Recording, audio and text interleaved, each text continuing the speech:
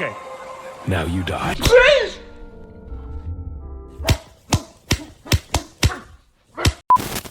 Oh boy, I just got the notification. Let's see what Eliminator is uploading today.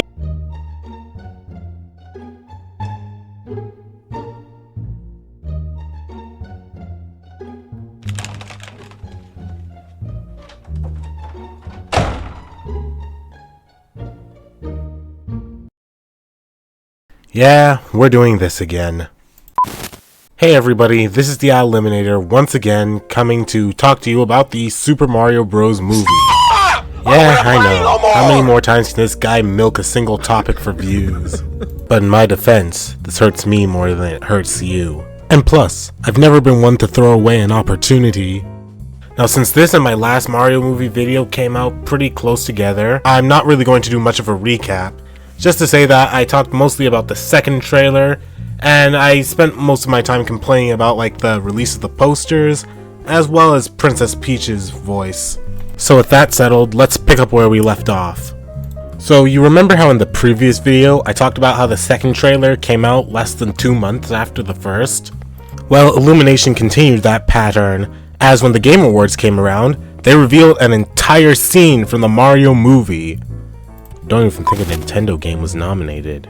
The scene in question is one we haven't been shown before in any capacity, that being a scene of Mario and Toad going through the Mushroom Kingdom trying to get to Peach's castle. Now while this wasn't the first look that we got at the Mario movie, I feel like this scene really kind of cemented the kind of movie that this was going to be in a lot of fans' eyes.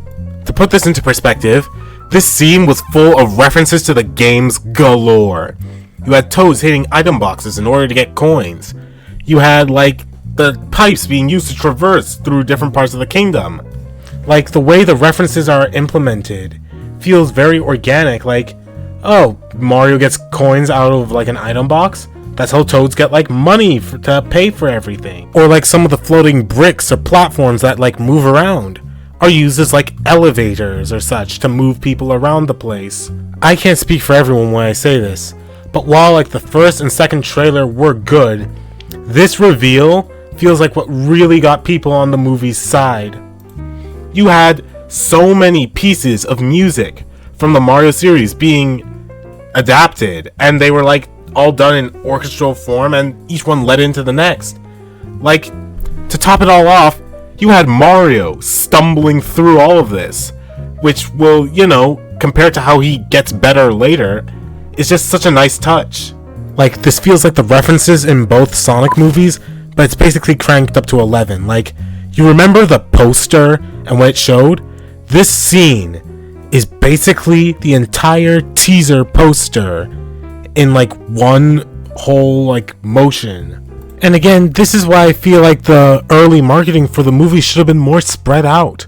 Like, imagine if you had gone from like hearing about the voice cast in mid to late 2021 to then like seeing the first teaser in October of 2022, and like rather than getting the second trailer a month later, like less than 2 months later, you just got this full scene from the movie. Like, imagine how exciting that would have been, because all we would have had to go off was the first trailer and what was a slightly edited version of one of the movie's scenes. Like the first teaser, you would only get to see like Mario and the Toads. You wouldn't know like what any of the other characters aside from like Bowser, Kamek, and the Koopas looked like, and a brief glimpse of Luigi.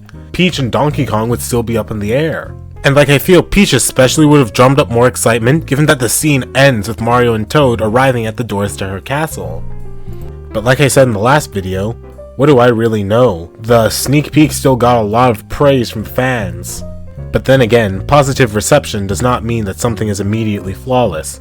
Look at the Sonic movies. Despite being the highest grossing video game movie as of its release, those movies were still met with a lot of criticism, even from their biggest supporters. And that's what has me worried about the Mario movie. Like, Sonic was on shaky ground, and that's why it got so much criticism. On top of that, like, the films did do a bit to appeal to kids a bit too much. But with the Mario movie, I feel like people are kind of being won over a bit too quickly, and so it's going to make it a lot harder to criticize the film without being met with certain bits of criticism. Like, I can't even have a conversation about a movie I dislike or have less interest in without my siblings kind of ganging up on me. But anyways, before I get off topic, I'd like to talk about what came after.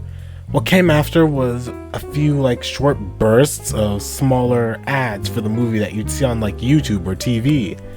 These ads didn't have too much substantial content. They mostly just showed expanded versions of the scenes that were heavily edited in the second trailer. Scenes such as Bowser's oncoming invasion, Mario's training montage, and Luigi being kidnapped. And they gave us a better look at Seth Rogen's Donkey Kong. Much like the second trailer, we got a lot of new posters for the movie to advertise it. And while they're not completely accurate to scenes from the movie, a lot more of them were based on things that actually happened, whereas the previous posters were kind of just things to show off the characters. Though unlike the last set of posters, these ones weren't released to coincide with any kind of trailer, and kind of just came out on their own. Though, like I said before, I kind of wish that they had gone for a more spread out release strategy, instead of just showing off a bunch of posters at once. I mean, besides that, we got the Super Mario Bros. Plumbing commercial, which was fun. I like that they used the original Super Show theme song, though I'm not too well versed in that stuff.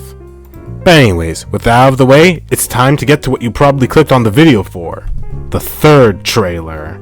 Now, personal opinion here, but I haven't felt hyped for this movie since the second trailer. Move this man! Now, don't get me wrong, I've been waiting for the movie, I've been wanting to see its release, but it just feels like, again, Illumination has just been playing catch up with this movie.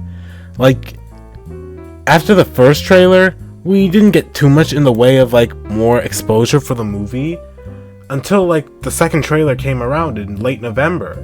But then after that, it seems like every other week we're getting an ad for this movie.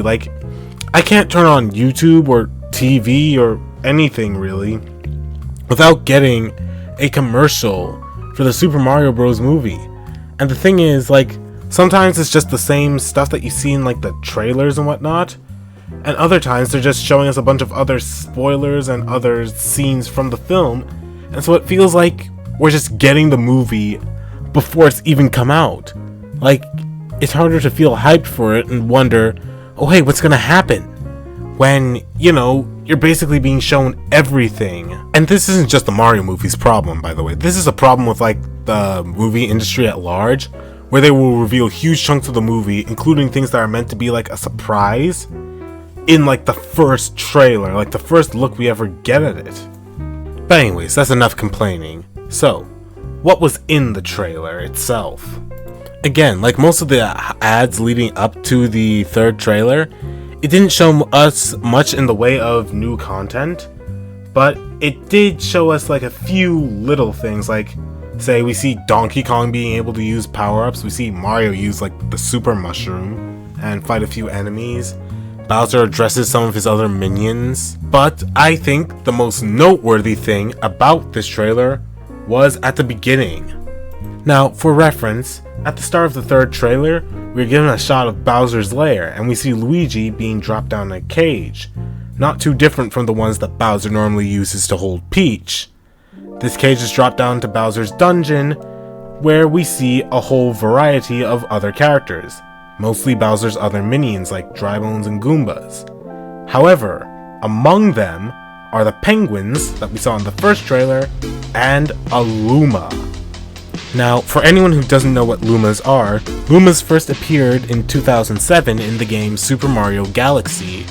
They're these little star-shaped creatures who are cared for by this one other princess-type character known as Rosalina. Now, with the presence of a Luma being here in this trailer, we can infer that Rosalina is going to make some kind of cameo or is going to appear potentially in the next movie.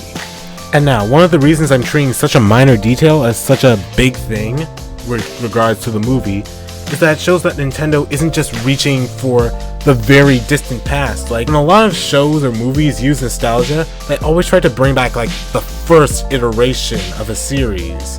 Like the first Power Rangers series, the first Ghostbusters movie, and whatnot. We don't really see them pull from all reaches of a movie or show's history. And so, to have Lumas, which are, 2007 wasn't a recent time, but to have them be pulling from like less than 20 years ago and such with this, it shows that they really are trying to pay tribute to Mario's history, and not just the smaller things that like paved the way, or not just Mario's first steps.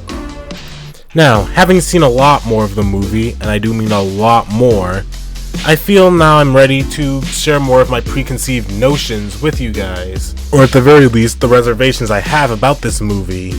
While I know that this is an Illumination movie, and Illumination movies are usually PG and meant for younger audiences, I hope that that's not the only demographic they have in mind. Like, we saw the Sonic movie, and one complaint that many people had with that was that it tried a bit too hard to appeal to kids. But at the same time though, I'm hoping that they don't try to go too far in the other direction, and basically try to appeal to everyone, thus appealing to no one. What they should do is have a specific demographic in mind, but then make sure that everyone else can enjoy it. What I mean by this is that, for example, you can have a show that is made to appeal to children. Like, there are a lot of shows recently that are like, animated cartoons meant for younger audiences, but there are grown-ups and like teenagers and such who are able to enjoy it as well for other aspects. Or for another example, there are shows like Voltron or She-Ra that are reboots of an existing property from like the 80s, and while they have like their newer fans and such, or the younger generations get into them, there are fans of the older shows and the earlier versions of these characters who are also able to respect or find enjoyment from what they are watching. So making a movie that's able to reference things that the fans enjoy, as well as the general public knows about Mario, is going to be a tricky balancing act. Speaking of which, I'm worried the movie might be relying too much on references to the games. For reference, of the things and characters we know are going to be in this movie, we know that they're going to have Mario characters, Yoshi's, Donkey Kong characters, they're going to introduce the Power Stars, the Mario Karts. Like, it feels like a bit too much for one movie, especially since the runtime has now been confirmed to be 90 minutes. And that's not even taking into account all of the smaller references and things that you'd really have to pay attention to if you were a Mario fan or just someone who was getting into Mario. Like, I can already see the Screen Crush or whatever channel's videos talking about like everything you missed in the Mario movie, and it's just them live streaming the movie and pausing it whenever they see something they recognize. And even then, that might not be enough, because like, who knows, that pebble over there, that could be a character, that could be a reference to like Womp or something. Or like there could be one red hair on Peach's head that we missed because Peach was originally a redhead in the first Super Mario Bros. Like, you see the problem I have here? I feel like if the movie keeps putting in references, or if there are more references than the ones we've seen, then the movie won't have room for any original ideas of its own. But like, one thing you'll notice is that, again, when you're watching like both Sonic movies, you'll notice that they kind of pick and choose what they want to have in the movies and what they want to be their own ideas, like say Sonic's origin, or the use of the Master Emerald, or things like that. Not everything is a reference, and the things that are actually play a meaningful part. And again, this brings me back to the point of the Mario movie needing to have like a set demographic, because like, you can't rely exclusively on the fans of a series to drive your ticket sales. No matter what you see on like the internet of people complaining about changes, or movies that are like reboots or such failing financially, that isn't just the fans, that's general audiences showing that they weren't too pleased with this. Like, every demographic knows about Mario in some capacity, but each one has different kinds of knowledge about him. So knowing that, of course there are going to be people who will feel a bit alienated by some of the references, but some people won't feel like that. In fact, sometimes seeing these other references to things they weren't aware of might encourage them to go check those things out. So overall, those are my reservations with regards to what the Mario movie is doing, now that I have knowledge of everything that's going to be in it. I want you guys to know that I don't hate the Mario movie. Whenever I become critical like this, it's because I like the thing I am seeing. Sometimes I wonder about how I could improve it, or at least what you could do better. Granted, people only really say these kinds of things after they've seen everything that they're being shown. So, who knows, maybe there's something I missed that I'll do when I actually review the movie. And plus, for as much flack as I gave this movie, I still have more faith in it than Eternals. Thank you guys for watching. Be sure to like, share, subscribe, and tell me down in the comments section, out of all of my Mario movie speculation videos, which of them was your favorite? Which was your least favorite? And why? Personally, I'm not a fan of the second video. I feel like it was the one that was the least productive overall. But that's probably just me. So tell me down in the comments section, what about my videos did you agree with? What did you disagree with? And what worries did you have about the movie before its release? Subscribe today to join the A-list. And as the bonus questions for today, I have two. Which celebrity would you have voice a character in the Mario movie? And which character would they voice? Personally, I would cast Scarlett Johansson as like Rosalina, but that's my personal thing. Like, I'm only really basing it off the SpongeBob movie. Other than that, for my ideal Mario movie, I can't really explain that without this video being much longer. So tell me down in the comments section what you think. Again, subscribe today to join the A-list, and I'll see you next time. Bye!